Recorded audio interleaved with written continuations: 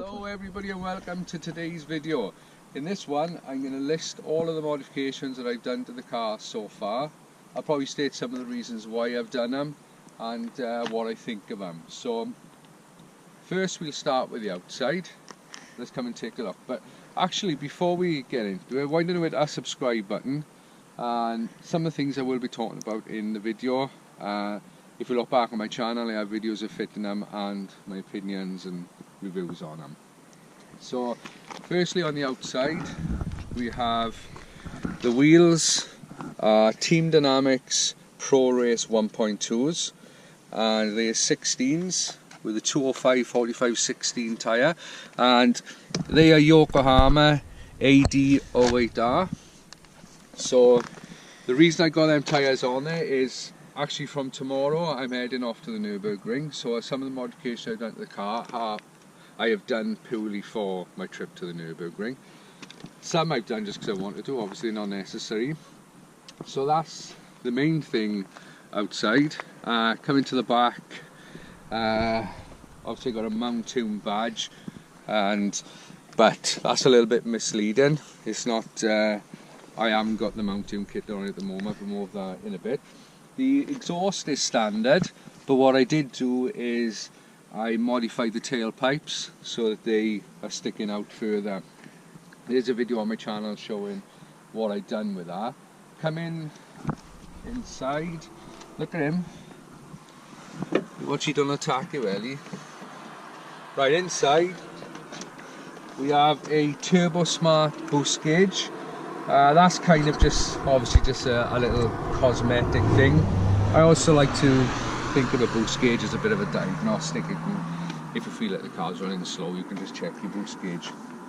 So the other thing I forgot to mention while we were outside is it's on mountune lowered springs, and they are actually very good. I did read some reviews online where somebody said that the mountune springs actually ride softer than standard. To be honest, whoever wrote that, I don't know what planet they were on. They're definitely a stiffer and harsher ride than a standard spring, but they make the car look a lot better. Rides perfect. I'm very happy with that. So I'll open the bonnet and I'll show you what we've got under there. Right, so come round. Right, one major thing under here is the ITG air filter. There's not a lot to see. The air filter is down below the headlight. Obviously it's got the metal intake. I've got the Voodoo Symposa Delete just down there. They're both on my channel, me fitting them and what I think of. I've done a little bit of a boost review on the Symposa. The ITG sounds great. It is loud. Let's say I've got a video of that on my channel too.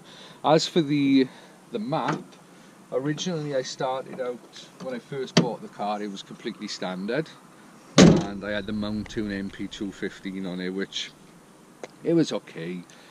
I can't say I thought much of it, to be honest. I was pretty disappointed. So not long later I then upgraded to Peron Stage 1 Plus, which I've had for a year, and I run that on the Mountune airbox with the K&N filter inside, and just recently then I upgraded to the ITG. And although while I had the Mountune airbox and Mountune air filter, I was convinced that the ITG filter I didn't need it and that it wouldn't give any extra power, but since putting it on, I hate to admit it, I think it does make the car feel faster. Definitely feels like it's got a bit more power in it.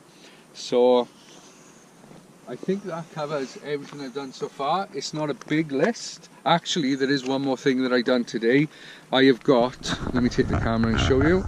I fitted DS 2500 ferodo pads on the front. Like I say, because I'm heading off to the Nürburgring, I want the car to stop. I have put, excuse me, Type 200 brake fluid from ATE, so I don't want the fluid boiling. At the rear brake pads, they are Godspeed Kevlar pads. I would imagine they just rebranded so they're round. So yeah, that covers all the modifications on my car. I'd love it if you subscribe, because I'm going to be putting out some videos now when I go to the Nürburgring. I'll have some vlogs of what I'm doing while I'm there, and some of the track sessions as well. So yeah, please give me a thumbs up if you think it's interesting. If you think I'm boring, which most people probably do, just give me a thumbs down. But subscribe anyway, you never know, one day I might do something that interests you. So thank you very much for watching this video, and I will see you on the next one. Bye.